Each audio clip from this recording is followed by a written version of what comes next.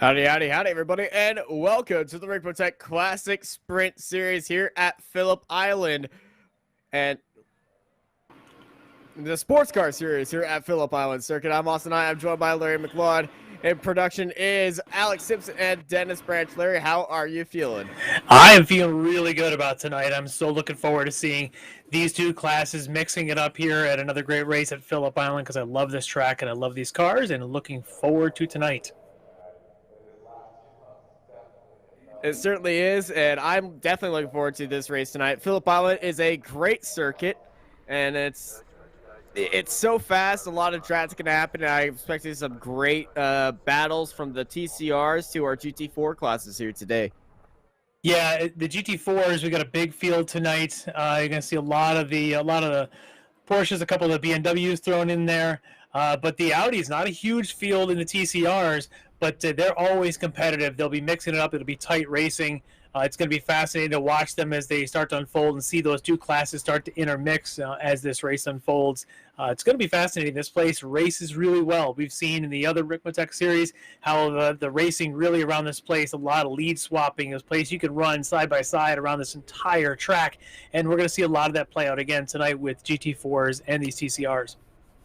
Yeah, the track is lined up to be very, very fast. So let's go for a little track guide through the driver's eyes. Welcome, everyone, to Phillip Island, located here in Victoria, Australia. Great to have you with us as we provide you your track guide around this 2.76-mile road course. A road course that was once 6.5 miles in length. That's right, 1928 was the inaugural running of the 100-mile road race that saw Arthur Waite drive to victory in his Austin 7. Today, Phillip Island plays host to many motorsports events and is a favorite for many drivers, including myself. Well, let's begin our track guide as we head up the front straightaway here. You'll notice the ocean straight off in our distance here as we come over the crest and under the walkway at the start-finish line. A lot of speed carrying down into turn one here on Gardner Straight as drivers will be pushing somewhere around 140 miles an hour as they enter this corner. And that car loves to push outside there into that grass area. You have to be very careful with that braking through that corner. Now we're into Southern Loop here, the corner that never ends. An off-camber turn that'll put you out there to the right into that sand pit. So you got to be careful in those first two corners.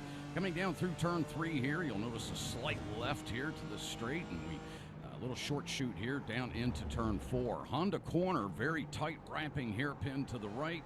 Let that car rotate to the bottom, come up off the exit with very gentle throttle, easy to get loose there. Down into Siberia here, turn four. Gonna let that car rotate and come right back to the bottom. Get the throttle, let it track out to the outside and set up this first entry into the S's here of 6, 7, and 8. This will take us up to Lukey Heights. Interesting corner, uphill to the left, off camber, everything working against you, but the speed here is amazing coming over the crest and then hard on the brakes. Down into turn 10, ride that bottom there, get a good rotation on apex, back up into third gear, and get ready for turn 11 here. Very touchy with throttle as well. Coming out to the outside, we're going to lift here, going into turn 12, the final corner here at Phillip Island. Right back to throttle, up through the gears, let that car track out to the outside to maximize that speed onto the front straightaway here. Well, there you go. There's your track guide around the very beautiful coastline of Victoria, Australia, here at Phillip Island. Thank you for being with us.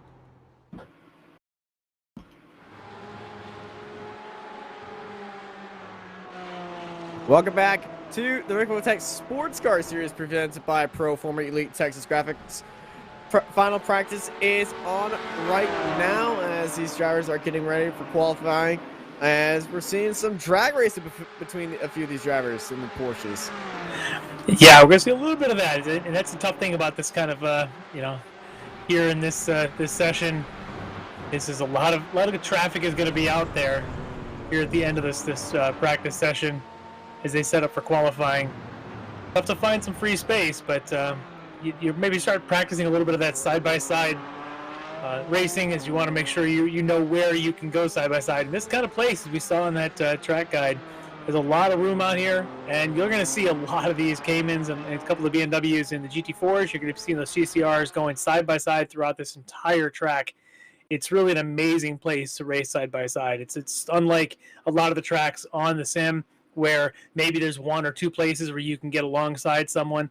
This place, the entire track is just fantastic for going side by side racing. It's beautiful. It's a very wide track, very aggressive track, and it's going to be a very fun track. And after last round, week 8, I can tell you this race is going to be fantastic. Oh, absolutely. Last week, the last race at Mosport was just incredible racing. Some great battles, as we see here.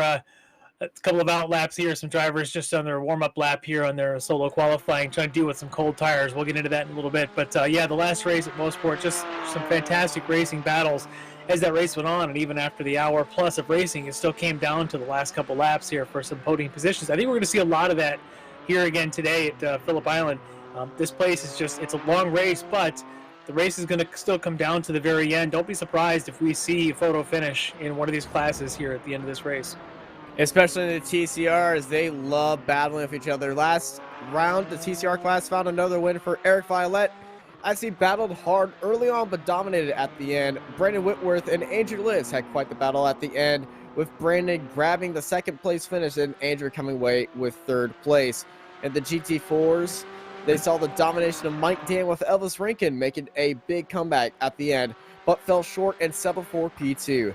Aeronom struggled but managed third place. Yeah, and that's you can keep fighting and keep clawing your way around this place, and if you can pick your way through traffic, you can really make up some ground. But it's so rewarding around here. Some of these sweepers are such beautifully flowing. And great shot here coming out of the front straight. As you go into this long straightaway and you make this high-speed, slight bit of positive camber down through this turn 1, it just flows beautifully then into turn 2, which again, if you get it right, can be taken fast, but you got to be right on that inside curbing. I just love the way this place flows, but because of that flow, it just means that you can run side by side with someone all day long. It's just absolutely beautiful. On this beautiful spring morning here just outside of Melbourne, Australia. I was told that in the drivers' meeting they actually played the Australian national anthem for them here on a nice a Tuesday afternoon here in Australia. Probably cracking a couple of Fosters already here in the morning. Yeah. No, the drivers' meeting, they get a little bit crazy, but it's always nice when they play the country's national anthem right before the drivers' meeting. That's a nice touch right there. Yeah, absolutely. Yeah, you got to get a little bit of the local flair. About the Fosters, I'm not sure. I'm pretty sure they don't want to. I'm pretty sure they don't want to be promoting drinking and driving. We'll save that for after the race, I'm sure. We'll save after that for the race, the victory circle. Yeah. No champagne here, just Fosters. Yeah, exactly. Of course. But we'll save that for the old barbecue after. Yeah, yeah. Then they'll have to settle for a little bit of the Australian soft drinks, I'm sure. What is an Australian soft drink? I don't remember. I've actually been to us. I spent a couple weeks in Melbourne a few years ago. They actually don't like Fosters, just to let you know. They think it's kind of a joke that people think it's Australian for beer. But, from a soft drink, I think they drink a lot of the stuff we do. They drink a lot of the American exports there, the Coke and Pepsi. But it's a great place to visit if you have not been down there. It's one of the places in the world that I could pick myself up and go live there if they would have me. But I think they're happy without us, without the Americans down there. They're saying, if you want to experience Australia, just come drive our track in the sim.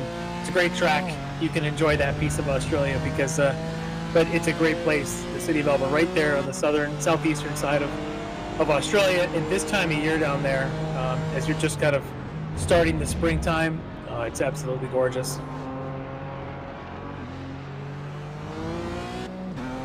We're starting to see a couple lap times getting put down now. It's up in the GT4s, Travis Schwenke, right now at the top of the leaderboard. The 136.2, just ahead of Aeronam.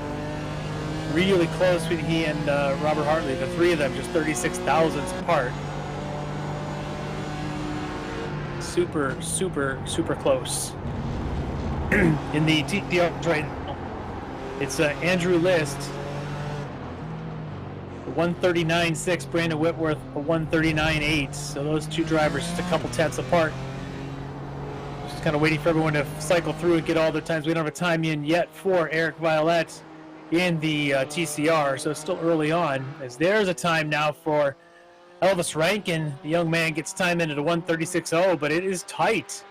Look at those top four. Yeah, Elvis Rankin putting in a great time, just barely ahead of Robert Hartley. Travis Schwenken behind him by a tenth, and don't forget about Aeronom.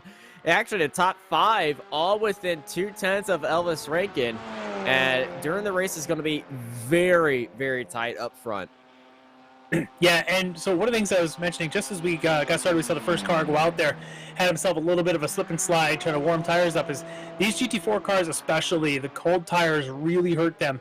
So here in a qualifying session, these drivers, I think they get 4 laps. So I think we're going to see here, as they're probably only on their 3rd lap right now, is you're going to see times fall as they go to their 4th lap. In fact, I'm seeing Aeronom now putting in purple sectors as he goes 36.0, a little faster than Elvis Rankin's 36.0. I think we're going to see some 35-second 135s here by the time they get to their 4th laps. Yeah, with the fuel, it's going to go down, and it's going to be a lot better to get a better speed along the straight, but just 33 hundredths of a second is very, very close to that 35 mark. As these guys continue to go in qualifying, let's talk about the standings. And then GT4 Pro, Elvis Rankin sits at the very top of the standings, followed by Mike Dam, Aeronom, Kevin Martineau, Jacob Beasley, Paul Gibson, Kevin Ford, Tony Kernan, Arthur Chan, Chris Thorman, Cameron Bidwell, David Payton, Trent Brown, Jordy Feike, Travis Schwenke, Steve Daniel, Jeff Jacobs, and Colin Weatherholt, followed by Derek Holland, Jennifer McDonald, Russ Ruddick, Tyler Shiflett, Tony Chow, Chris Shieldsmith, Matthew Gosh, Robert Hartley, Greg Brockway, Brennan Horan, Lean Wright, DJ Alessandrini, Randall McGrew, Lucas Fords, Greg Mack, Jared Llewell, Ido Wastman, Chris Bogmartner, Clint Vigas, and Mitchell Peak in 38th with 2 points. And on to Larry with the TCR standings.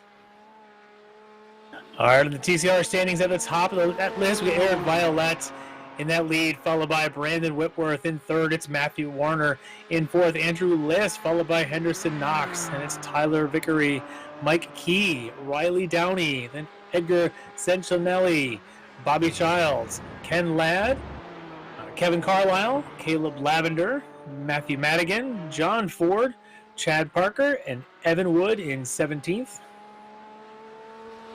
Your TCR Pro standings.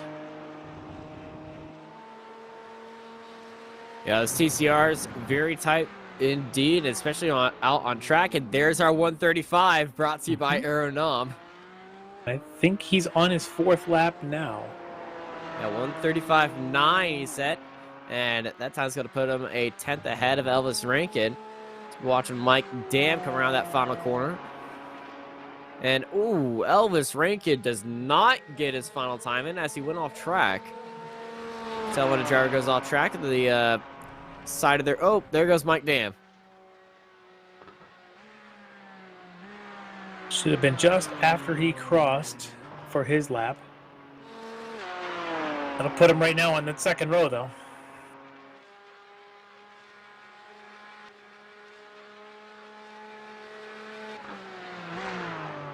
But yeah, no one right now. Looks like they've got any... no one else able to get into the 35s there like Aeronom. Now, the field is very tight with the times. 135.9 for our GT4s. Our TCR is sitting at a 138.8. There could be a little bit of overlap throughout the race, especially if some of the GT4s gets a little bit backed up in those TCRs. We all see it on how rough they like to run.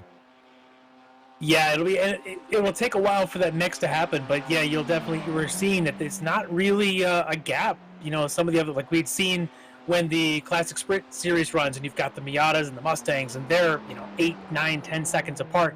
As you just said, these are 2 seconds basically, or 3 seconds between the pole time on the GT4s to the pole time on the TCRs. That's not really that much. So they're going to just see them kind of sticking together, and to make a pass on these is not going to be easy.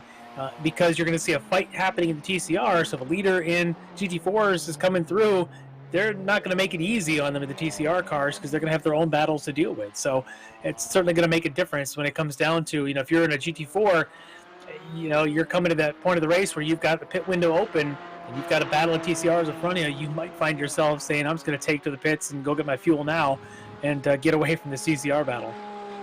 Yeah, the pit strategy is going to be very, very interesting here, especially with traffic coming up to it. And all these drivers are going to be massively focused on pit strategy. And if they have a teammate, it will help them because drafting here is very, very helpful. It's a heavy drafting track. I can tell you, I just yesterday ran the Spec Ford race, actually, that Apex Racing broadcast, and heavy draft car and a heavy draft track. Having a teammate to work with you is so important there. And we had 50 some odd cars there, so traffic was so much important to play a part of. And your pit strategy came into traffic there as well, whereas if you had clean track, you just kept going and going and going. If you were in the middle of the pack and you're stuck behind some slower drivers, you might have thought about pitting early to maybe take on your fuel and find some clear track later in the race. You might see some drivers try and do that here. So it all depends on where you are. If you've got clear versus if you've got some traffic in front of you, may decide when you come in for that fuel stop.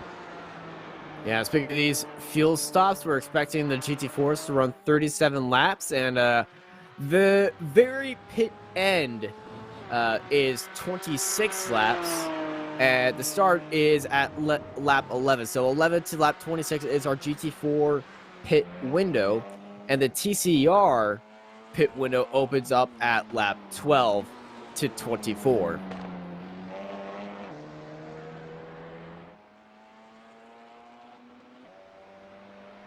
Yeah, and I think in that case, again, it'll come down to where the traffic is. The TCRs, you might even find that the TCR pack is starting to run into the GT4s that are maybe falling off the pace early in the race. So you might find some of the TCRs pitting early to try and find some clearer track, but we'll have to see about that. There's only going to be 20 some odd cars here, 21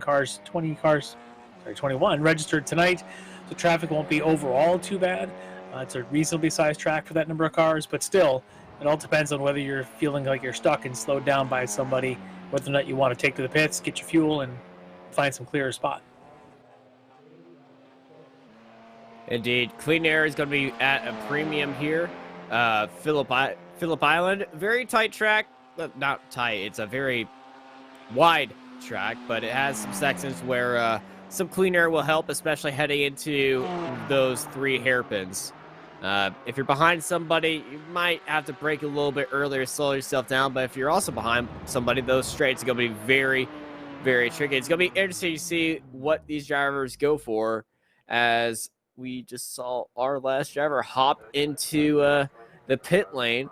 Now, we have 3 drivers only putting down 3.99 laps. So it is not technically counted as the 4th because they went off of the track at the very end. Well, their strategy. You have to put in the 4th full lap. It's a mental game. It's trying to keep Nam and Elvis Rankin thinking a little bit. Mental game where they're going to run for a bathroom break. It could be. It's a long race. Got to get those in early. It is going to be a long race. Is that, by the way, is that us on the boat, on the water? No, that's not us. As much as I would like to be Dale Earnhardt Jr. and Greg West, no, it's not us. Okay. Just, I didn't know if that's where Apex was going to send us on our next voyage, out into the, a nice cruise ship out off the coast there in the Southern Ocean, off of Melbourne. It'd be nice. I will absolutely love that on this nice 19-degree day, 33-degree track temperature. It's very cloudy, but you know what? I'm okay with clouds. Clouds are nice and fluffy. Sometimes they look like bunnies. And yeah, I would happy to be up there in the Apex Racing yacht. Not sure what it would cause. Probably the missed Apex. I don't know that our customers wanted to think that Apex Racing is a yacht. At this point, it's more of a dinghy. All right. So with that, it looks like qualifying is wrapped up, and it looks like we have our grid order set. Yeah, our grid is set and lineup getting ready to go for another great day of racing here in Melbourne, Australia, here at Phillip Island. And let's get our grid up here right about now. Aeronom starts up on pole, followed by Elvis Drake and Robert Hartley, Mike Dan, Travis Schwenke, Cameron Martineau, Anthony Kernon, Jeff Jacobs, David Payton, Chris Thorman, Kevin Ford, and Jordy Fike in 12th place. They're followed by Steve Daniel, Russ Ruddick, Ryan Reeves, Derek Holland at the end of the GT4 grid, and on to Larry with our TCRs. All right, so it looks like on pole for the TCR, it looks like Brandon Whitworth, followed by Andrew List and Eric Violette, Edgar Santinelli, and Michael Key. That's your TCR field here in this early afternoon here in Australia.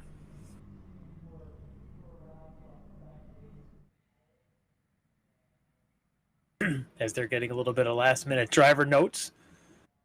Yeah, the race marshal telling them that at the start of the grid, they're going to have to swap sides. Pole sitter decided to go onto their side, so everyone's going to be doing a little bit of a switcheroo. You'll see him going style.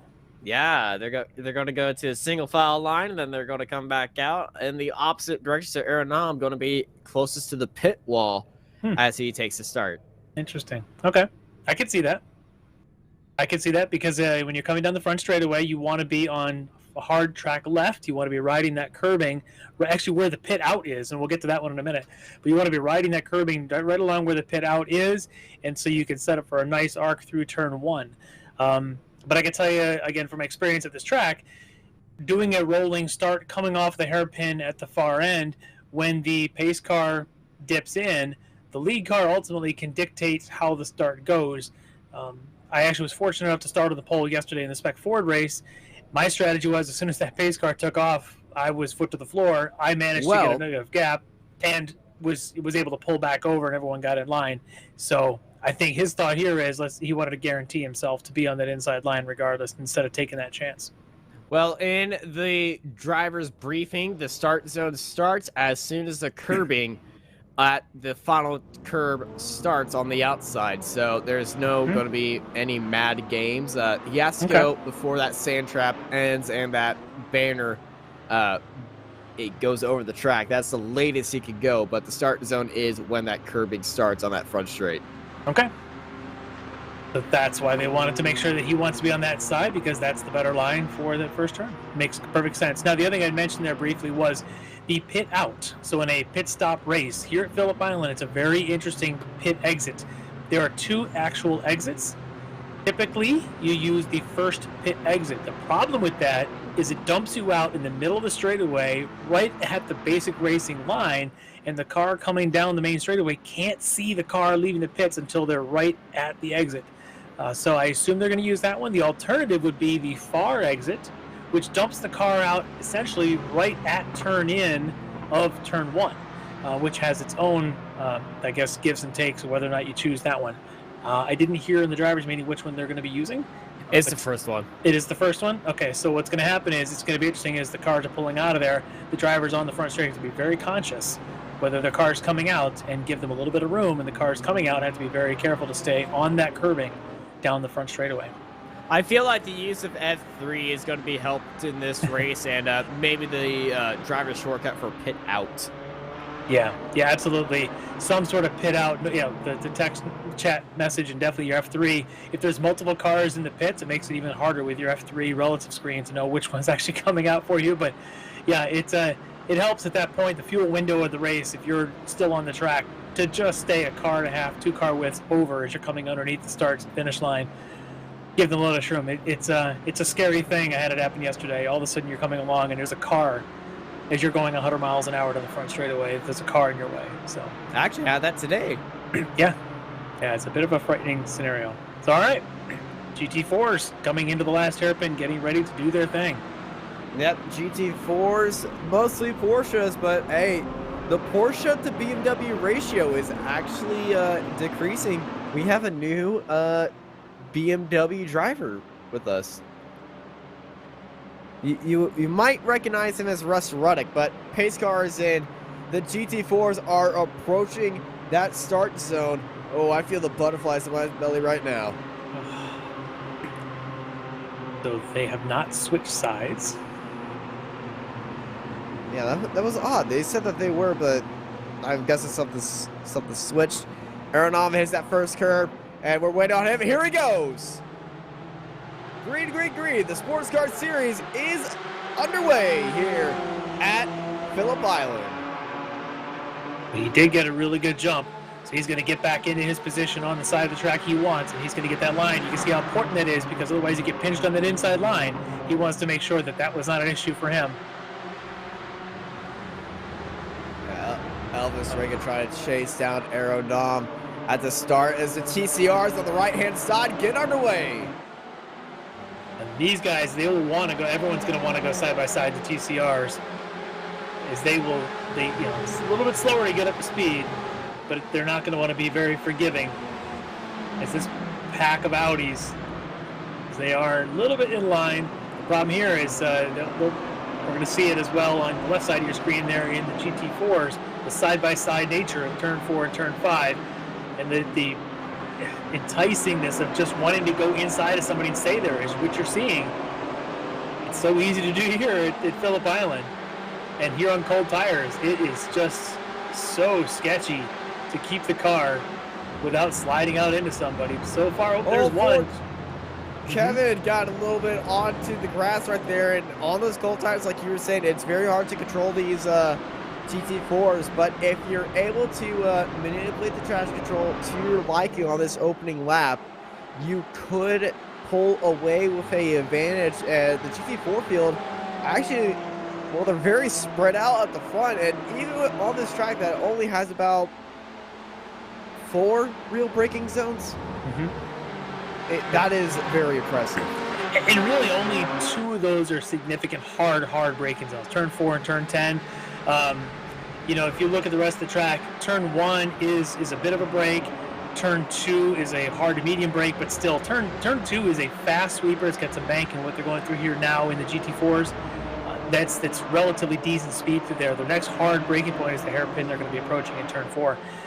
What I would expect is to see the BMWs maybe struggle a little bit through some of the sweepers, but they've got the power to really pull on the Porsches. But the Porsches, because the nature of these long sweepers, are doing a great job carrying speed through some of the long sweepiness of this track. We have Travis Schwenke and a few other drivers as they are in that pack trying to catch up the 2 leaders of Elvis Rankin and Aero Nom, who have just left this field. I think they are doing that. Obviously, they're both well-skilled drivers. Behind them, there was a little bit of dicing and jostling around a little bit, which tends to slow you down just a hair, and enough for the top 2 to sort of break a little bit. But these other guys have got to be clean. They've got to do this on, as the tires warm up, you got to go out there on cold tires and put down clean laps. It's hard to do, but as skilled drivers like Nam and Rankin they know exactly what the car does on a cold tire, on a 1-lap warm tire, on a 2-lap warm tire. And you can see that skill is paying off right now with over 2 seconds from Rankin back to Hartley. Yeah, both of these drivers go for the top of the standings, and both of them 2 of the most skilled drivers in the entire Ricmotech series in all the Ricmotech events that we have every week here on Apex Racing TV. It's either Aeronom or Elvis Rankin up near the front of either grid. So we ride on board looking at Jeff Jacobs. He's right in the mix of all this with this train kind of forming behind him.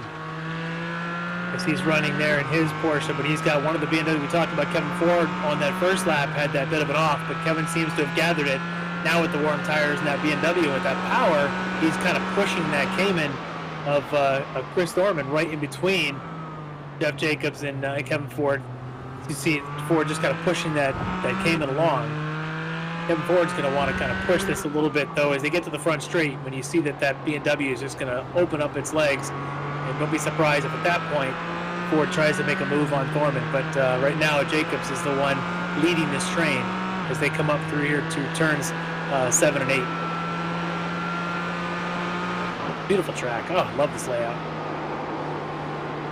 Here very up and down and very beautiful, very nicely located right by the ocean. and a few palm trees here or there. I love the names of some of these corners, like that turn 9, Lukey Heights.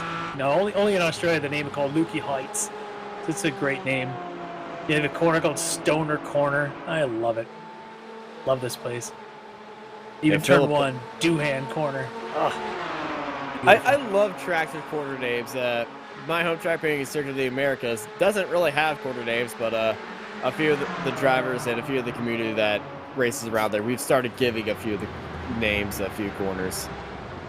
Eventually get there. It's still a young track, so it'll eventually get some names. Yeah, I know some newer tracks that just open up. Oh, this is the American corner. And, you know, just at some point they also name them for all the folks that come there and play concerts there. It'll be like the Britney Spears Corner, you know, and the Garth Brooks Corner. And Oh, no. Motorsport names only, please. I already know they have an entire soccer MLS stadium in the middle. Oh, Kevin Ford getting held out there off line. I saw him wiggling in the braking as Chris Thorman snuck it up the inside. And I think Thorman's going to go for 2 as there's Jeff Jacobs on the inside Jacob struggled now. there as well, too. While we were looking at Kevin Ford, Jacob struggled a little bit himself going to the middle of that corner. And that has just left Thorman with an opportunity here. Yeah, Chris and Jeff side by side they go. Kevin Ford getting in there. Thorman going off the track a little bit and putting up a move on the Florida Gator. This is Phillip Island Racing. This is what this place does. You make one little move and one little mistake, and suddenly 2 or 3 cars are beside you, and you can't do anything about it except just continue on side by side because it's going to keep going for 3 and 4 and 5 corners. And now, okay, it straightens out, but watch, you're going to get to turn. You got to go through the turn 11, turn 12 here, down the front straightaway, and by the time we get to turn 2, they'll all be bunched up again. We'll do it all over again on the next lap. Love this place. Phillip Island is just fantastic to watch racing and to actually just race on. The racing here is always interesting and comparable to really none. I don't really know any track that is as similar to Phillip Island. I'm not either. It's like, it's just got these the way that the corners are just so well swept. There's a couple of corners at Spa. They're like, Spa is different, right? Spa is massive. It's 4 miles, and you're going up and down these grand hills, and it's classic. This has some of those corners, but on a small scale. You look at a place like Road America that drafts so well, but Road America has a ton of straightaways connected with a couple of 90-degree corners and then a carousel. Imagine if Road America was just a whole bunch of carousels and kinks. So that's kind of what this place here is. But that's what makes this so much fun, is you could just do this stuff side by side all day long. Actually, no. As I'm talking about this layout, I do know of one track that does compare to Phillip Island. It's not on iRacing. It's actually called Harris Hill, just outside my city. So okay, yeah. Shout out to those guys over there, because if you look at it from Google Earth, it looks like a mini Phillip Island. Just without the scenery. Unless it's called airport, a scenic place. Not quite the same thing, but it's close. Yeah, no. It's Texas, so I give it that. Biased. Kevin Ford used that BMW power to just chase down Jeff Jacobs. I feel like Jeff doesn't really want to look into his mirror. Not that I don't see anything besides a giant beamer back there. The car just looks so big compared to the Porsche, doesn't it? It's just so tall. It's just so. Look at the height of that rear deck lid compared to the mid-engine Cayman. It's taller than the Cayman. Oh yeah, the school bus compared to the Cayman. It's got so much power, but it also just beats up on its tires. Whereas the Cayman, obviously, the mid-engine nature of a Cayman, a lot more well-balanced and a lot more gentle on its tires. Yeah, I feel like I'm surprised we haven't really seen a school bus livery for the BMW yet. Just throwing that out there. The finals are next week. Could happen. Nobody could do it. Anything can happen. Last round, why not? We'll see if now. So we saw the big move there, and with that big change up here was, in fact, Chris Norman kind of pressuring Jeff Jacobs as well as Kevin Ford pressuring to make something happen. And that's how this place works. If you can force the guy in front of you to sort of make a mistake. So now it's Chris Norman out in front. Can Jeff Jacobs, as the chaser, force Thorman to make a mistake? Can Kevin Ford force Jeff Jacobs into a mistake and start shaking it up again? Because they've got David Payton, they've got George Fike right behind them. So somebody in that mix is going to make a mistake, or the other guys just sort of tagging along, maybe saving some fuel and getting ready for the fuel stop at some point, the next 10, 15, 20 minutes. I feel like he's just trying to get the race under wraps. We're looking at the new BMW driver, Ryan Reeves. He's trailing Russ Ruddock.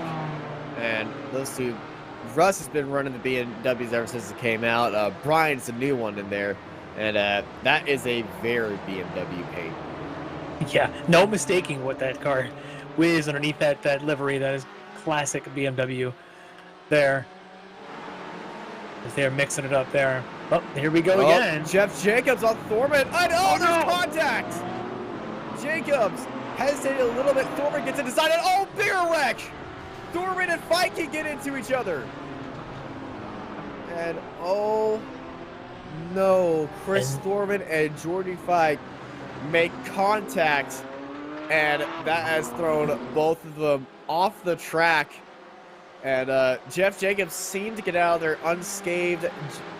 David Payton avoided all that, but big win for Kevin Ford. Yeah, he's going to be the one that escaped most of that.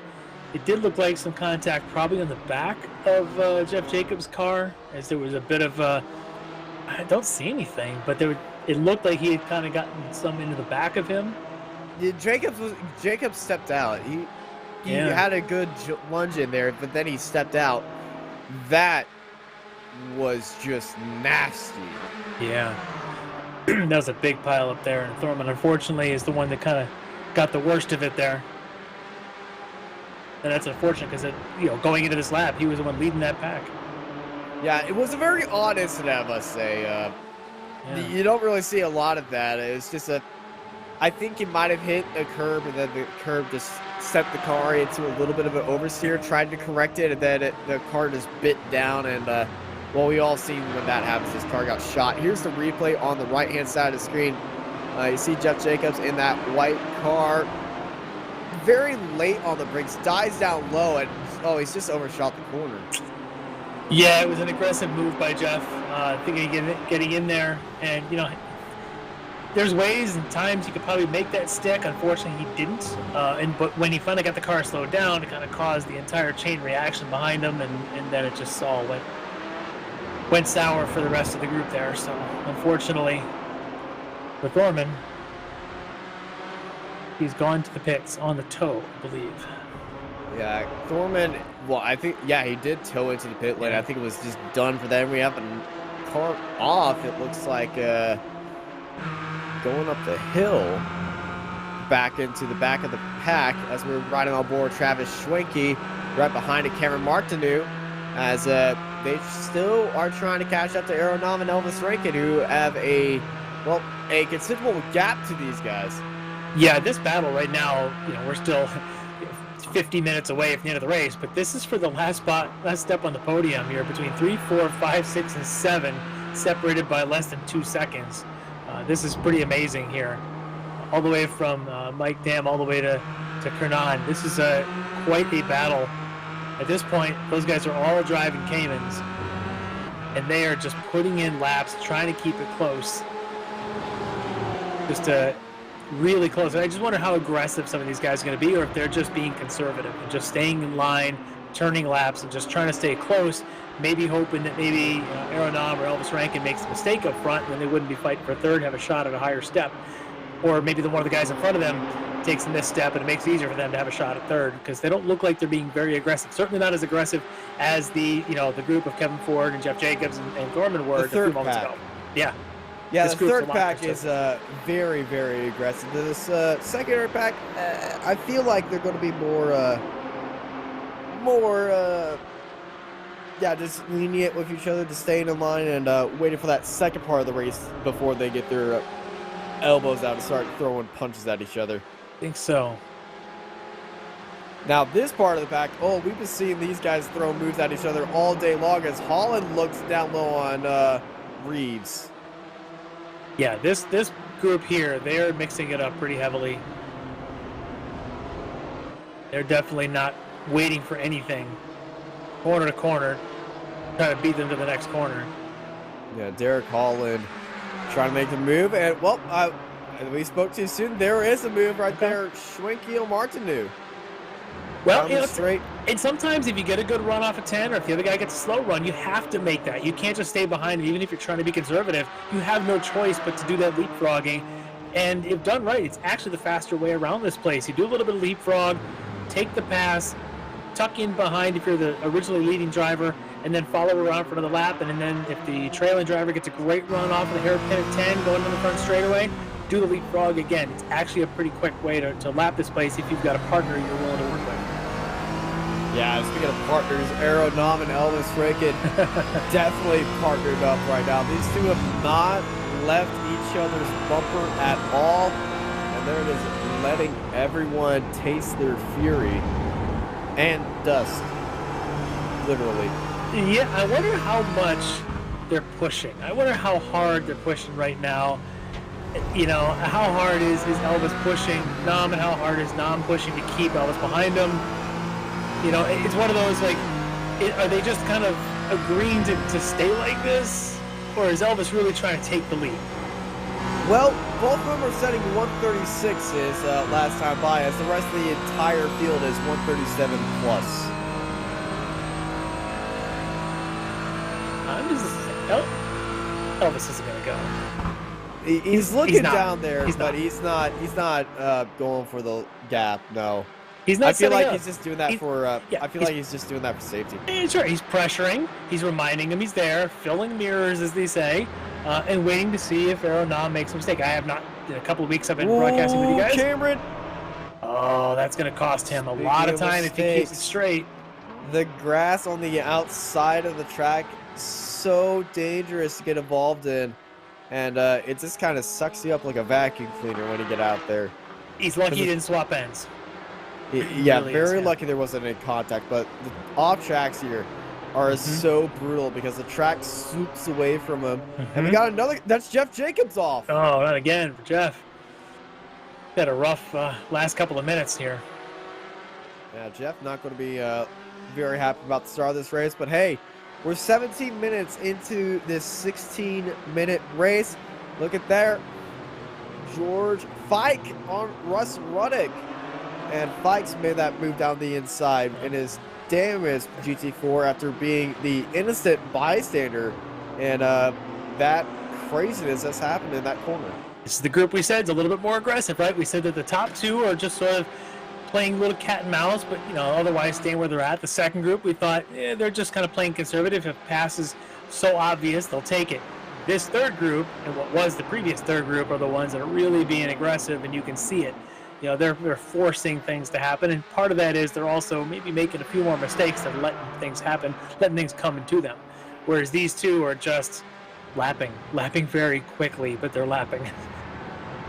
Yeah, very, very, they are lapping, indeed. They're putting in some amazingly fast laps right now. I mean, still doing 36s, 36.9, 37.0 was their last time through. Yeah, Elvis Rickett has fell back just a slight bit that last time by, but they're only separate by 4,000. And here goes Rankin on Aeronom. I think he's had a little bit too much of nice guys. Oh, Rankin! No! Rankin's in the wall. Rankin's lost the wheel. Rankin has... Nope. His wheel is teleported back on. Thank you, iRacing gods, for making me sound like an absolute crazy person. Yeah, it looked like a pretty gentle rub, but yes, the wheel is fixed, but that does drop him back. He's going to lose probably about 5-6 seconds there. Good and bad. It puts him right in the mix with a teammate, but it puts him right in the mix now with Hartley and Schwenke. The good thing is they're lapping relatively quick. If you look at the lap times that Hartley and Schwenke have been putting in, they're also running high 36s. So Elvis can run with them, put in the same lap times. He's lost track position. The only thing now is Aeronom doesn't have anyone to push him, doesn't have anyone to gauge his lap time. So Nam's got to just go out there and make sure he keeps doing high 36s because this pack behind him is going to continue to do 36s. And Elvis just got lucky. Yeah, Elvis got lucky to avoid, the iRacing damage model gods being very, Could have been a lot worse. Yeah. That wheel popped off and rolled across the track on my screen. And how But, when he goes off the track, do you not just say Elvis has left the building? How do you let that one go? It doesn't pass my mind. I don't think a pun's up. Oh, no. Oh, no. He's up. Oh, no. He's just off the track again. Elvis has left the building there. Right as he said it happened. We switched over to the screen. He's there somewhere. Yeah, we're looking at the replay right now. Let's ride on board with Elvis Rankin chasing down Aeronom last lap. And Larry, you walk us through what happened here. Yeah, he got a really good run off of that two sweeper, and he got a really good inside position and just forced the issue up on that inside curbing. As he got on the gas, too much gas, gets into the grass here, rubs the tire barrier just a little bit, manages to get things pointed straight back in and gets himself right back in the mix with his teammate buddies there. Right back into turn 5, slips in like nothing ever happened. Easy peasy. And then turn 2 next lap. The very next lap, he goes off in turn 2, and now Elvis Rankin sits in 6th place. So he lost a couple more seconds by doing that, but again, lucks out. He only lost 3 more seconds, so he's still ahead of that Martineau and then the rest of the pack behind them, but he is in the pit lane now. Yeah, Elvis Rankin heads into the pits first, right as the pit window opens. So Elvis trying for a very different strategy, as here is, if you look at the battle on the left side of the screen, around the outside goes Derek Holland on Russ Ruddock. If nothing else, if this pit strategy is maybe he just needs to breathe for a second. He definitely needs to breathe as we're coming to that replay spot where Elvis goes off the track again. Let's take a look at the number 1. What happens here? Just gets onto the grass on the inside, then heading into turn 2. I feel like, too much speed, and well, I'll let you say it. Elvis has left the building. But look at that, right back on. It's so hard to do there. It's hard to keep the car pointed straight. The cars often will swap ends there because, like you mentioned, that grass kind of tapers away from the track. He manages to keep it pointed the right way and only lost 3 more seconds. Yeah, so Elvis Rankin at the very back of the GT4 grid of the cars that are running. We're going to be seeing on how he favors throughout this race because he did his pit stop right as the pit window starts. Well, Elvis, time to do what you do, try to chase down the rest of this field. And we're going to see if Aeronom can just block Elvis Rankin for pulling a strategy stroke here. Yeah, we'll keep an eye on Elvis's lap times when he comes back out. Everyone else right now hovering in the low 37s. Aeronom 37.1, Robert Hartley and Mike Dam 37.2, 37.3, Travis Schwenke 37.1. So we'll see if Elvis comes back out and can click out any 37.0s, 36.9s. If he can, he has a shot, and he's got to make his way through traffic carefully and hope that Aeronom's got problems. Yeah, but knowing Aeronom, that finding problems is very hard for him. He's currently approaching 2 lapped cars as we're looking at the battle for the last 2 podium spots between Eric Violette and Andrew List, which is a battle that we've seen between these 2 drivers thousands of times. Yeah, I love as they go through Lukey Heights, that long turn 9 left-hander up around that hill, and you can see him just clipping that curb, and it's a fast way around that corner. It's just get the left tires up on that curb, and you even saw a couple bits of the grass coming up. Oh, it's just beautiful to see watching that line. These cars just can't get away from each other either as they come around here through turn 12 up onto the front straightaway, and these guys will just do it again for the next 37 minutes. They'll just keep doing this nose to tail around this place and hope that out in front of them maybe Brandon Whitworth will make a mistake, but Brandon's been putting down some good laps today. And there goes Elvis Rankin on Russ Ruddock, already putting some moves out onto the field and getting his way up through the grid. And he needs to be very quick through this traffic, through this field. Shouldn't really say traffic because this is all for position, but Elvis needs to be on that outer worldly pace to not get held up and chase down to that 137s that Aeronom's putting in. And this is the problem with pitting early. And again, if he had issues with the car or, he felt like he needed to because he was out of his own rhythm, the problem with pitting early is it puts you right in the middle of everyone else's traffic. And now your lap times, you can't do 37.1s, you do 38s. And you're losing a second every lap when you're doing it that way, whereas Aeronom's still got clean track in front of him because it's still early enough in the race, he hasn't caught anybody. Well, actually, Aero is he's caught up with the TCR pack right now, and he's passed through them all. Yeah. He hasn't caught the back of the GT4 pack yet. Yeah, no, that's where Elvis is right now, and those two TCRs didn't really hold Aeronom up that much as Elvis Rankin came across the line. 136.7. Yes, indeed. So he is able to click out a pretty good lap there. We even saw him making a pass going into turn 10. So he's able to do it and maintain pace. Yeah, Elvis Rankin, oh man, he is on fire right now. So and he's got a clear track ahead of him as he's trying to chase down Fikey. Very true. So as they say in Formula One, you know, Lewis Hamilton, you're fighting Seb. You are fighting Seb, even when you're not on the track together. In this case, Elvis, you are fighting Aeronom, and Aeronom, you are fighting Elvis, even though he's 40 seconds behind you. Yeah, there is a massive contention for Aeronom to lose this race to Elvis Rankin if he continues this pace. 137 by Aeronom last time by Robert Hartley and Mike Dibb. They're bump drafting down the front straight here. And it's a great strategy, too, to stay fast. If you don't have enough of a run to get by somebody, push them along a little bit and you'll both be faster. Indeed, just don't get over that 21 incident limit here. And that will give you a drive-through penalty and or disqualification. So my experience with bump drafting is if you do it a gentle enough nudge, you get a 0x or even no X at all. If you hit them too hard, yeah, you'll get the car contact. But bump drafting there's an art form to it for sure.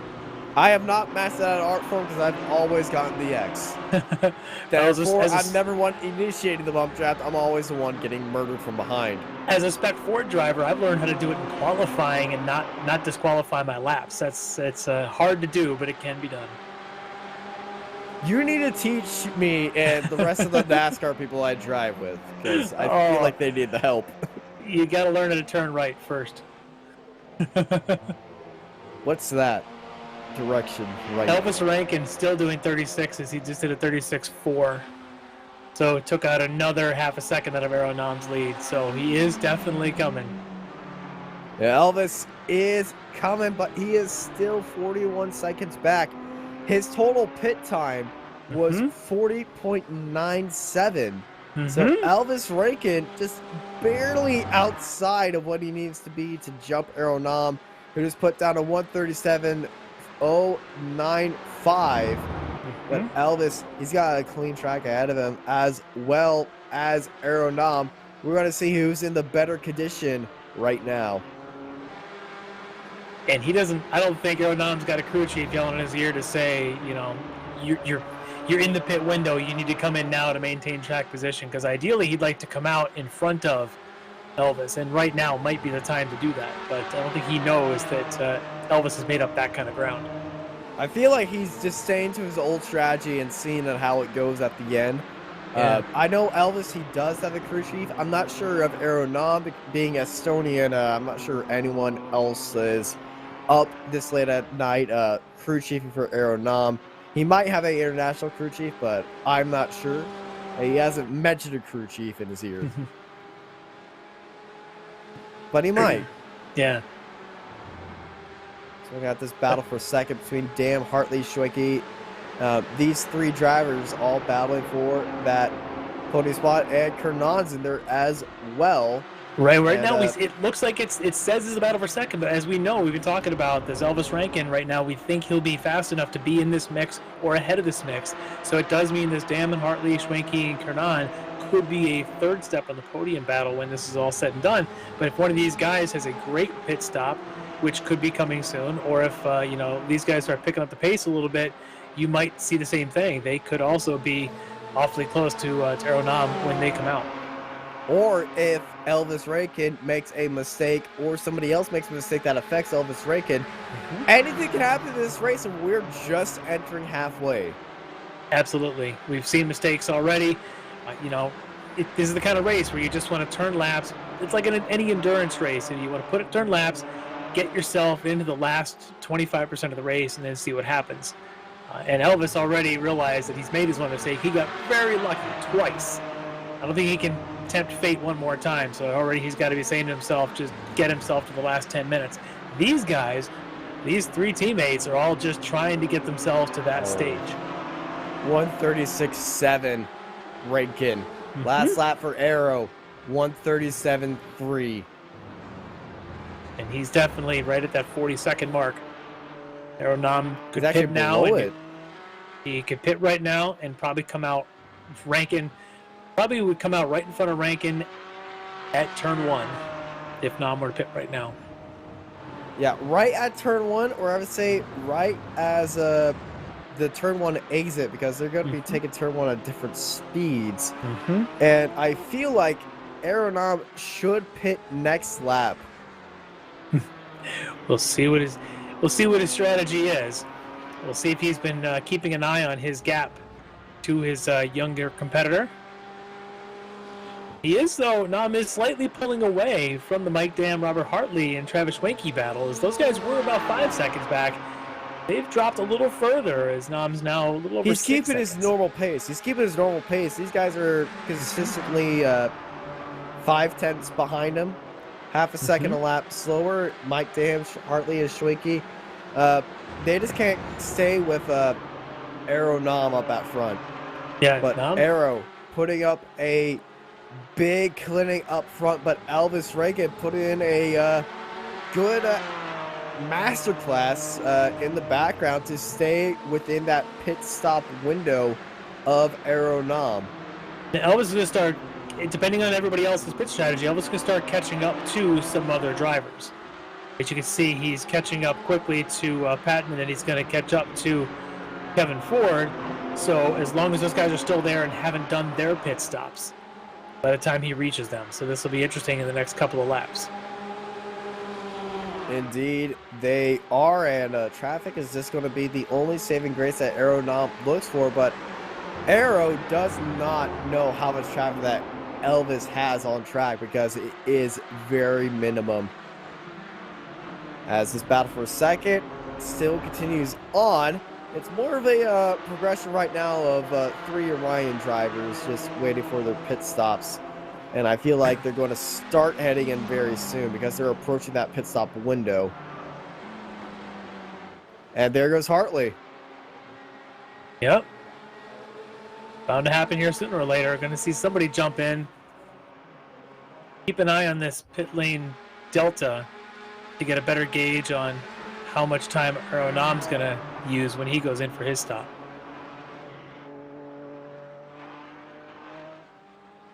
As he's out there still cranking out laps. 37.0 is like clockwork.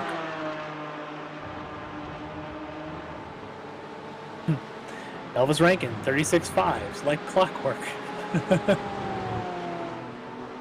Hartley's coming out of the pits. Yeah, Elvis Rankin definitely is doing a good clockwork, and I'm looking at through the field. Steve Daniel had a 38-second pit stop. We're seeing a few 38s, a few 39s. So Elvis Rankin, very fast pit stop, but he still needs to be pushing. It's not written in stone just yet that he is within that pit window. So it's definitely a brain twister on when Arrow needs to go in and on how much more that Elvis needs to push. But Elvis has caught that field. He's caught. Then it won't really matter. If it takes him an extra corner or two, he's going to lose a half a second to the gap he's really chasing to Arrow Nam. And speaking of chasing and charging, Jeff Jacobs, who's having a very tough race, just went to the pits.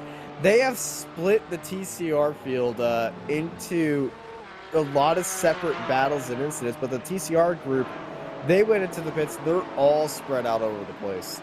Yeah, I was kind of keeping an eye on that, as Brandon Whitworth, our leader in the TCRs, has not yet taken his pit stop, but everybody else has. So I'm kind of waiting to see where Brandon comes back out. As the rest of that group, it looks like the second spot right now belongs to Eric Violette, and then Andrew List We're waiting on Brandon Whitworth to take his stop and probably maintain his first place in the TCR group when he does come in for his stop. And yet these guys have resumed their threesome.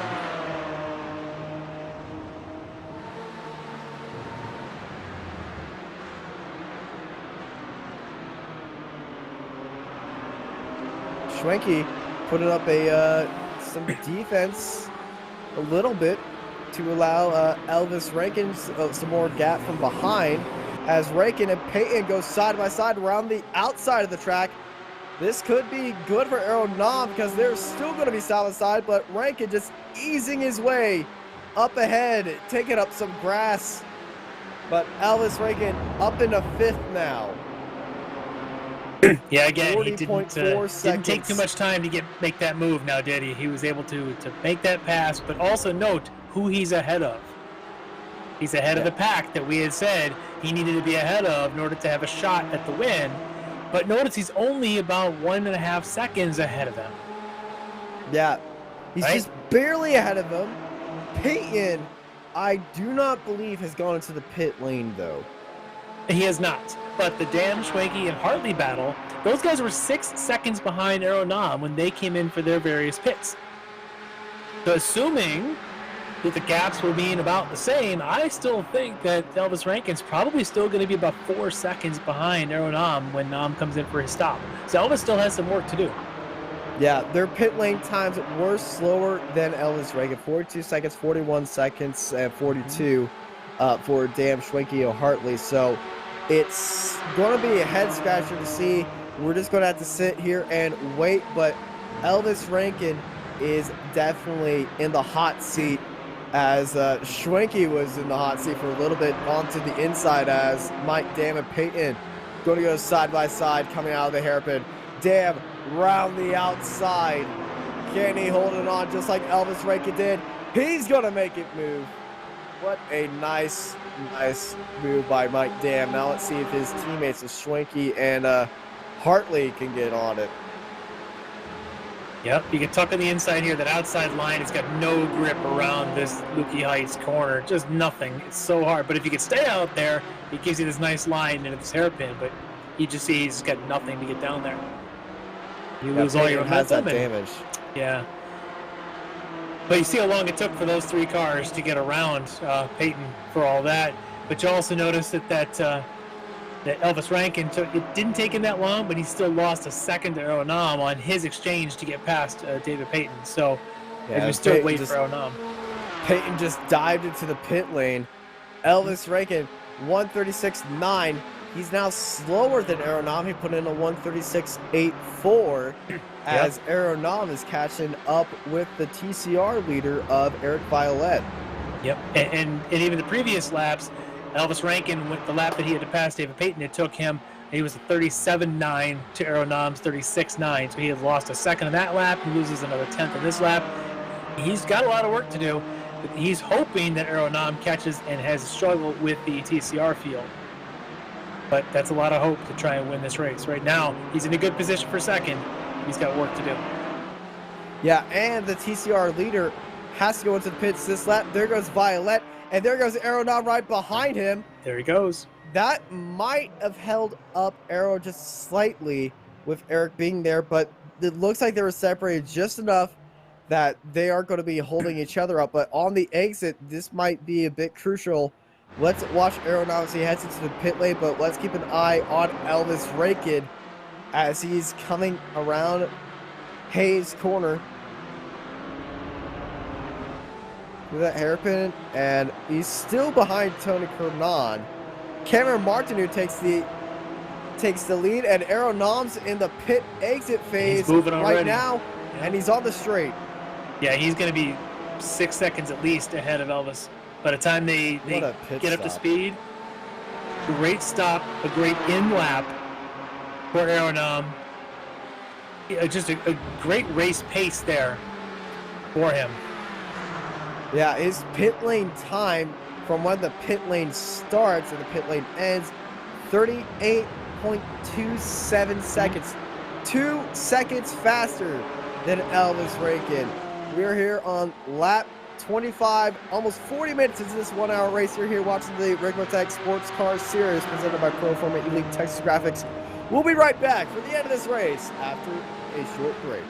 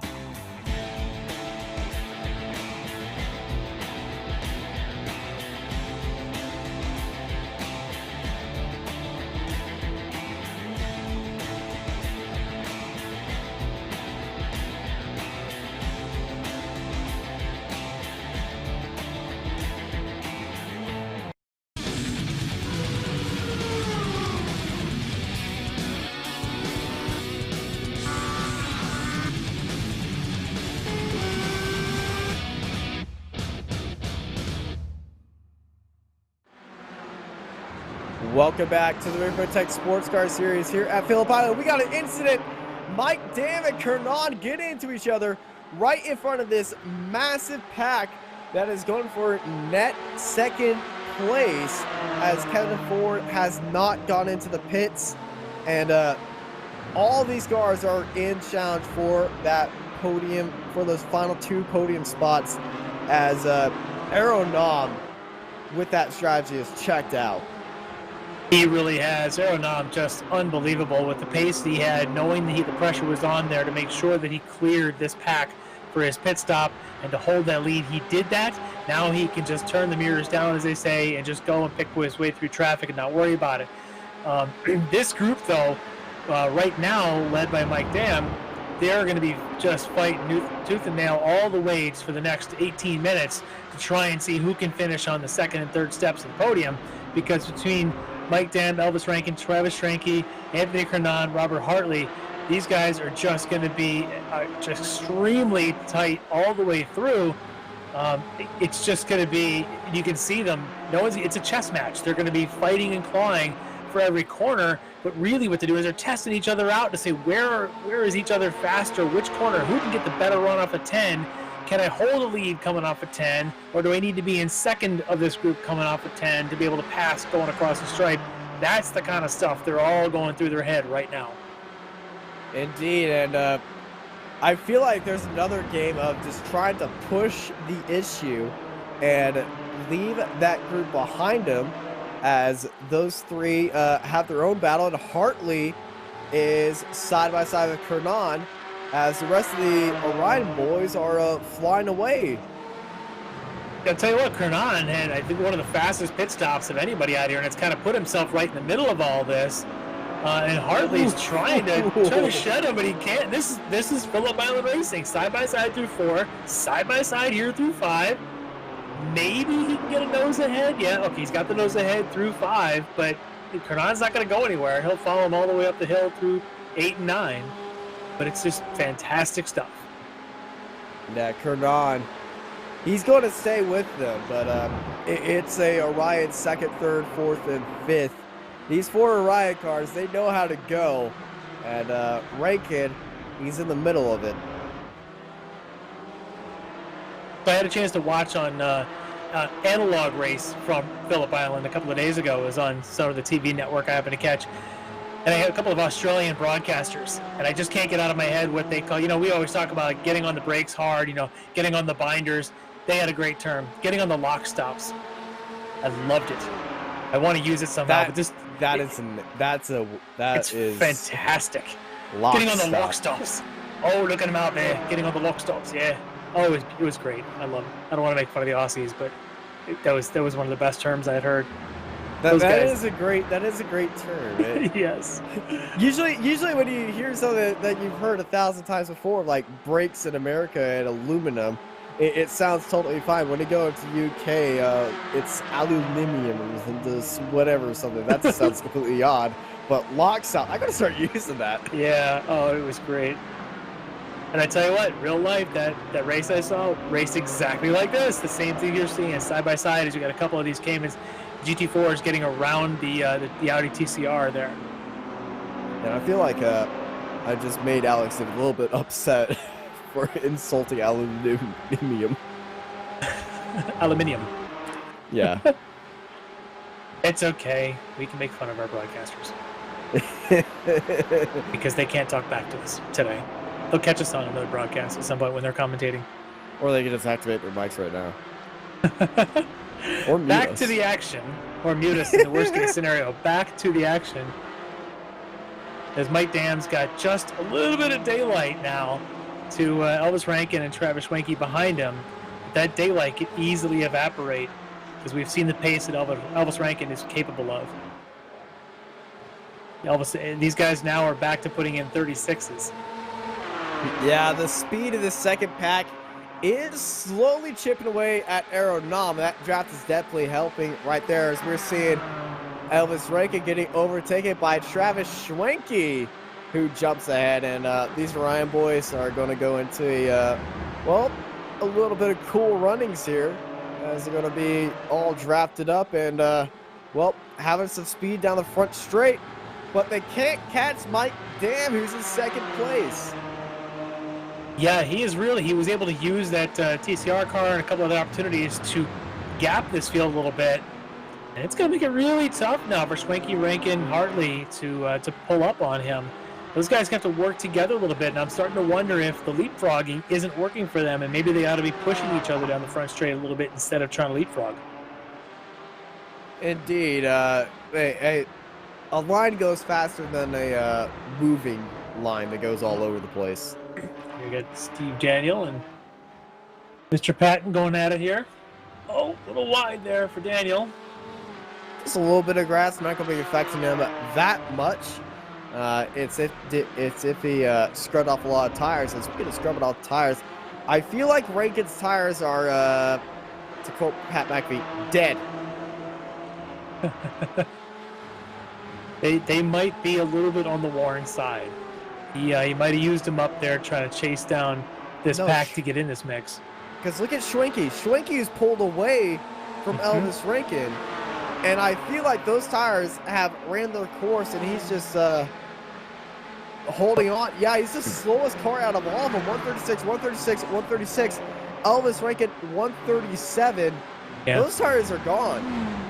Yeah, I think he's generally just overdriving at this point. I'm wondering if it's maybe not the tires. I think he actually himself might just not be in his own rhythm. Because this is the kind of place you get a little bit out of rhythm. This is the place that bites you if you try to overdrive. You brake a little late here at Phillip Island, you'll miss that turn in. And you miss a turn in here, the problem is you miss a little bit of the pitch. These corners have a little bit of a on-camber at the apexes, especially turns 1 and turns 2. And if you miss those, you ride out of that groove, and now you've got so much less grip. Same thing here with this turn 5 left-hander. There's a groove down at that apex. If you miss it, you're gone. He hit it this time, he's fine. But if you watch, you'll miss it if you're going through turn 1 and 2, and I think he's done that. Same thing coming through 10. You miss that by a little bit, you're gone. And I think right now he's out of rhythm. I don't know how much this is tires or if this is just him out of his own rhythm after the issues he had earlier in the race. It's those tires. He's fallen even farther behind Schwenke. He was half a second last time by. He's almost an entire second. He's gained up a lot of time through the braking zone, but just in the high-speed, medium-speed corners, he is losing a lot of time because that car does not have the grip, and I'm expecting Robert Hartley to leapfrog Elvis right here. Just look at I feel like Hartley's just staying behind Elvis, not wanting to get in front of him and just staying in that draft, but you just hear about how hard Hartley is lifting off mid-corner to stay behind Elvis. Just did a 36.8. Even with that little bit of a slide he had in turn 2, he still did a 36.8, so he's not still too 2/10, still 2/10 slower than Schwenke. Yeah. The issue here is that Mike Dam is doing also 36.8s, and he's got them covered right now by 1.5 seconds over Schwenke. Yeah, 8 seconds separate Mike Dam to Aeronom, but damn. He's starting to get caught by Schwenke.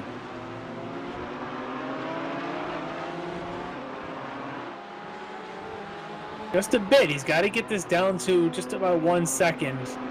And then maybe you can feel a little bit of draft. Not that these cars are the biggest benefit of the draft. It's not exactly like the Miata, but really you get a little bit. You get a little bit of a toe, especially down the front straightaway, if you can get down to a little over a second. Right now he's about 1.4, 1.3. Yeah, we'll see back to these two back here. Rankin and Hartley still nose to tail with each other as they're trying to chase down Schwenke, but Rankin has a very nice line through there. He's always gaining up a little bit of time, but he's losing that up, time. Though, coming out. See that? He got that inside curbing. He got crossed up coming out of there. Recovered, yeah, but curb is just nasty. And Schwenke's off. Schwenke is off. Schwenke's made a mistake, and Elvis is caught right back up to him. And here goes Hartley. Hartley's jumped Rankin. Yeah, that was Rankin's terrible run off of there. Had no momentum. That gives Hartley a shot. And then Schwenke, like you said, dragged the tire out there. He lost his momentum. So Hartley is right going, okay, thanks. I'll take this. I'll take my shot at the podium. Yeah. Yeah, this is now the battle for third after Schwenke. He was trying to chase down second place, just overdrove it just a little bit too much. And now we have a 3-car fight for third place, the final step of our GT4 podium. Robert Hartley, Travis Schwenke, Elvis Rankin, and Mike Dam is saying, guys, what are you doing back there? You guys were right behind me a couple laps ago. Now you're 2.5 seconds back. He had to do a double take, I'm pretty sure. Just double look at the F3 and be like, okay, get ready for a fight. Wait, what? Yeah, they've kind of backed off a little bit. I'd like to know what's going on in TCR because Eric Violet might be ahead of Brandon Whitworth. He is, just by very minuscule parts. And we might see our classic TCR versus TCR battle after they were separated from each other for the entire race. Violet and Whitworth back nose to tail with each other. Yeah, Whitworth was ahead by quite a bit, and I noticed that they closed up a little bit, and suddenly we have a race on our hands again. And fans of the Sports Car Series know these TCR drivers don't let up at all. 8 minutes of action coming your way here on Apex Racing TV with the TCRs and the DTV team, and hopefully they don't have what they're famous for. When you do get up close. Down low on Violet. Violet holding that outside line. Brandon Whitworth trying to hold that inside line, trying to get a better exit as they head into that long left-hander. Now Violet on the inside. Whitworth on the outside. Violet gets back up into the lead. But watch this ace by Brandon Whitworth. He's going to have a good run heading to that hairpin. He did get a good run. There's a spot on that curbing about 3/4 of the way around. And if you can get your tires almost down to that gravel on the other side of the curbing, you can really lay in the gas early. And you can see that he was able to there and get this run, but now he's on the wrong side. I don't even think the up and under is going to work here. It's too short of a run to the next corner. Good positioning there for Violet. Really good positioning going into 5. Little bit of a scrub by Violet mid-corner. Whitworth is dancing on his tail, and they got a GT4 on their inside. Hello, 31. Cameron Martineau said, guys, I'd like to pass, please.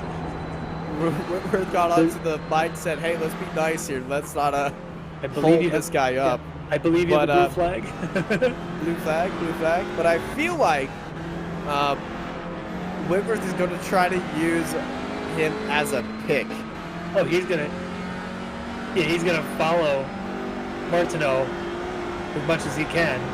Of course, once Martineau gets clear, he's going to just put the gas down and here we go. He did try. Not a lot of drafting. Well, that strategy was very effective if in the corners he made that move, but currently right now, and oh, we have a car stopped on track. He's got about 3 laps to go, roughly. Radiger Sanchinelli was off track. It looked like Santinelli was off track, and he was. And the gap, oh my goodness. Whitworth and Violet Here we go again. side by side with each other again.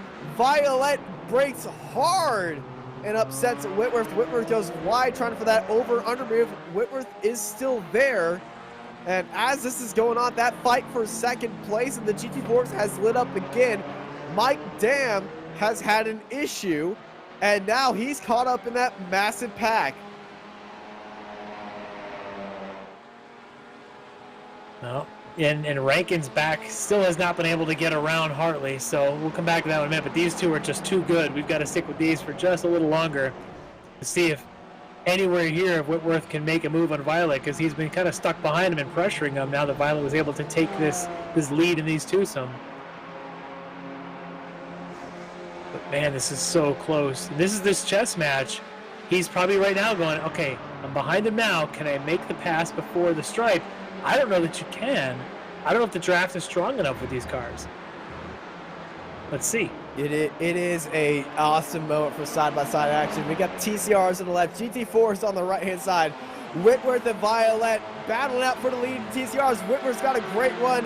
Whitworth up into the lead, but Violet plunging his way into that long turn one. They're still going to be side-by-side like a good old buddy cop film. Violet gets ahead through that corner. Whitworth gives him a little piece of his mind. Just a little bit of help. Say, hey, hey, buddy, I know you need a little bit of help coming out of the corner. Here, let me give you a nudge. I ain't getting on my lock stops for you. I'm giving you my bumper. Whitworth down low. Whitworth into the lead. He's going to almost door Violet. Violet gets into it and they make contact. Oh, well, it's not over yet. Violet just got very loose in the braking zone and then just unfortunately tapped Whitworth, and that sent Whitworth out there. Racing incident. Those lock stops, those lock stops have been very hurting for Violet, but I think Whitworth, I feel like Violet and Whitworth are having a little bit too much fun. They're closing right back on to each other. Not over yet, and again, I think my guess is 2 laps to go as we're inside 3 minutes. I don't know where the leader Nam is on track right now, but Aeronom is at turn 2. Yep, I suspect that we are inside of, we should be just on probably white flag for next time by for him, probably. But these guys, they've probably got 2 more laps of this kind of excitement, as that little bit of contact didn't seem to hurt anything. It certainly didn't seem to hurt anything, or it didn't, it's not really seen to look like the DTD driver manager of Bobby Childs. He usually is cringy at these moments because DTD on DTD cars usually end in one thing, hitting each other. And we saw that right there. No, but I think it's expected now. Whitworth just inching his way off the inside. Little wiggles, little wobbles, and now it's okay. Whitworth is dancing on the bumper. Violet after there. We're going back to the scene of the crime now. Let's see if it's a better result this time, though. Hopefully. Take two? Yeah, take two? Let's see. Take 2. Taking the same positions. Lights, camera, action. Violet sends it up the inside. Whitworth throws for the switchback. Violet parks his car right there. Whitworth has to get onto the lock stops and stop all of his advancing. I'm going to continue using that, by the way. Thank you. Don't wear it out. Oh, not like my brake pads. And Cameron Martineau is back behind them again. Martineau is like, oh, great. These guys. Wasn't he just here about 2 laps ago? Yeah, I think he had a little bit of a mistake. He enjoyed watching this battle once. He came back to see it again. Yeah. Too bad nobody has the same name twice, because this is a nice fight. Whitworth.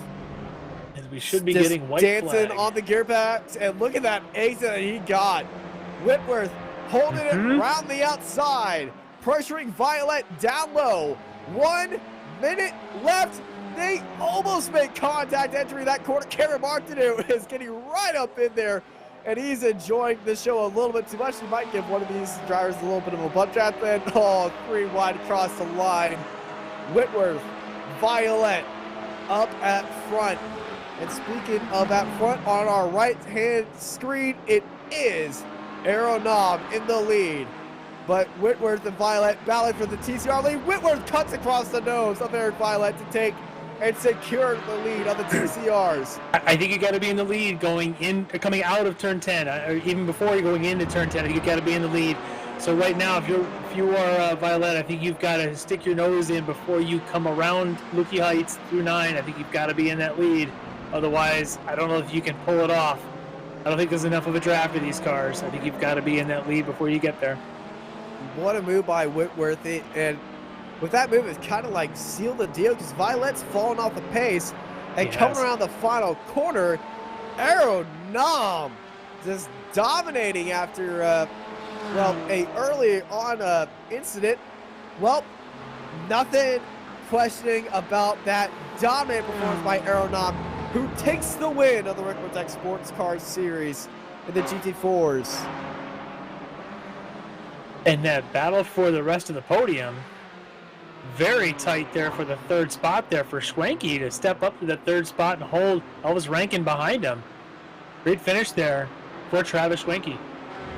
Yeah, Schwenke finishing third. Mike Dam in second place. Elvis Rankin, after that early mistake, powers his way up into fourth place. He did the best that he could do. Brandon Whitworth takes the win in the TCR field by 1.1 seconds. Well, what seemed a few laps ago like his chances for the race have gone off after that DTD on DTD crime. Well, I say karma is a law of justice, and he got into the win right there.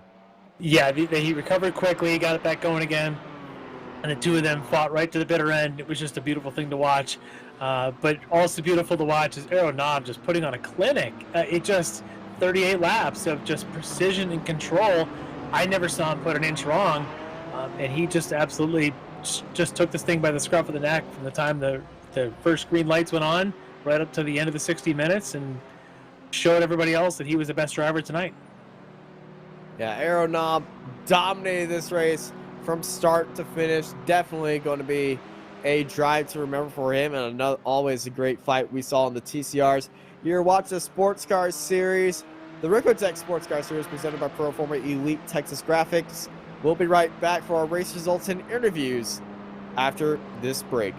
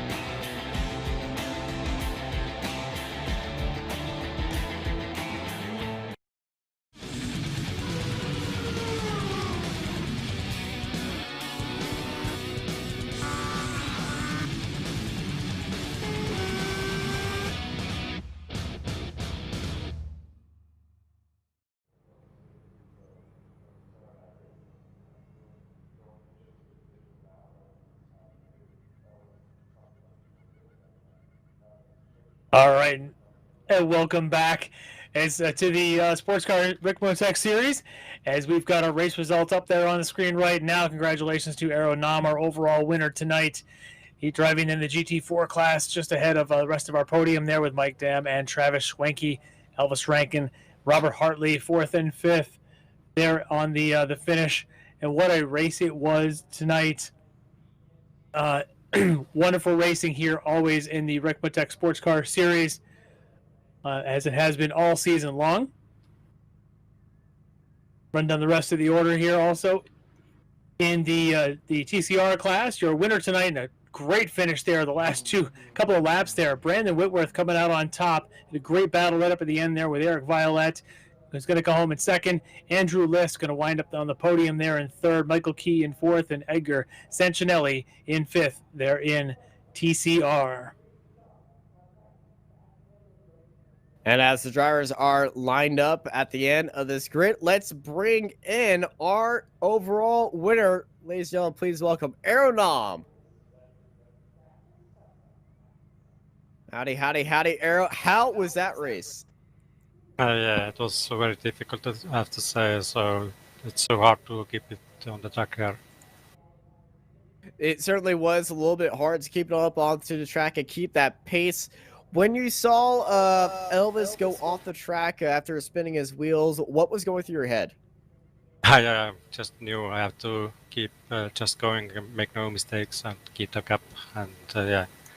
But the pit stop, I never knew you can change tires in this class, so I was lucky not to lose the lead. Yeah, the lead was always yours for there, but at some points it did look like it wasn't going to be there with Elvis powering through the field. Did you have anyone in your ear telling you Elvis's lap times?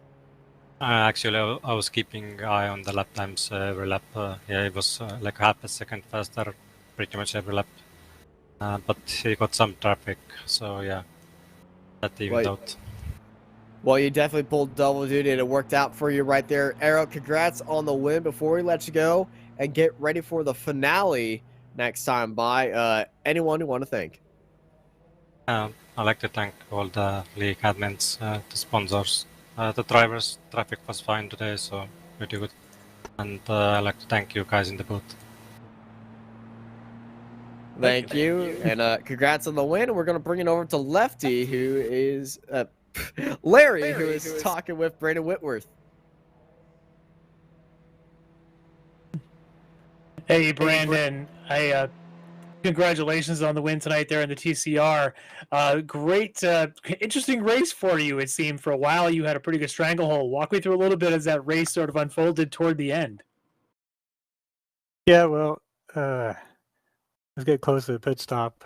I figured that Eric was not going to take tires because that's what I would do. So I would take the risk, and so that's what he did. And then I was trying to get in a good gap, in between the GT4 cars when I made my pit stop, and that worked out okay. And then I figured I could catch him, and hopefully wasn't going to have any traffic and didn't have to deal with much. So that worked out. Yeah, well, then all of a sudden, you guys started coming together there in the last couple laps, you and Eric, and door to door, literally there in turn 4. And for a moment there, I thought maybe the race was over, but you kind of came back at them, and with a couple, about 2 laps to go, you guys again were side by side through 1 and 2. Were you expecting that to go right down to the finish stripe? I didn't want it to. Of course not. But it's hard. This is like most sports. There's a lot of drafting at this track, and that's really tough for us TCR because we rely on that splitter for a lot of front downforce. So as you can tell, it wasn't easy to pass here. It's just you get up beside someone, you can't quite make the car stick, or you get up behind them, it won't stick. And so yeah, we were talking about that a few minutes ago. It's like, well, we race as close as possible. We might touch, but it doesn't really hurt these cars. So it was fun. Yeah. You guys seem to have a really good trust for each other, though, to go side by side like that for as long as you did. Yeah, we drive together a lot, so it's good that you can trust someone and go to door to door like that. Yeah, it definitely shows. So congratulations on the win. Anybody you want to thank tonight? Thank Ricmotech for helping putting the league on, and Proforma Elite Texas Graphics for sponsoring our team. That's actually a pretty big help. Family for letting me do this, and all my team members. We work together pretty well, and well, I guess it shows. We're usually pretty quick. Yeah, definitely. So congratulations on the win tonight, and we'll see you at the finale. Thanks. And that was Brandon Whitworth, and we're going to bring in Eric Violet.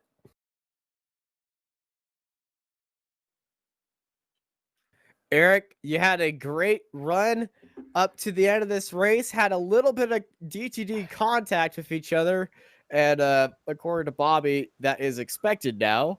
How was that? How was those final 8 minutes?